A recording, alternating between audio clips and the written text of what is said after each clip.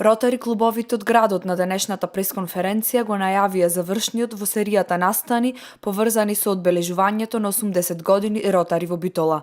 Се работи за свечена академија која се организира во петок, а на која ќе учествуваат голем број познати ротаријанци од Балканот и Европа. По повод овој јубилеј, значи на 13 ноември со почеток во петок, со почеток од 19 часот во Националната установа Театар Битола ќе се одржи свечена академија која е организирана од Ротари клуб Битола, Ротари клуб Широк Сокак, Ротаракт клубот Битола и Ротаракт клубот Широк Сокак.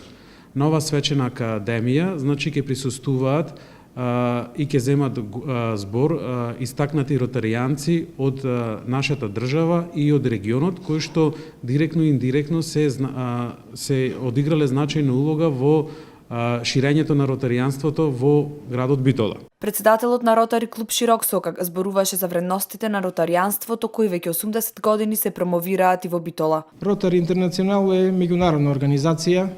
Во неја членуваат клуби од над 200 држави во светот, меѓу кои што е и Македонија.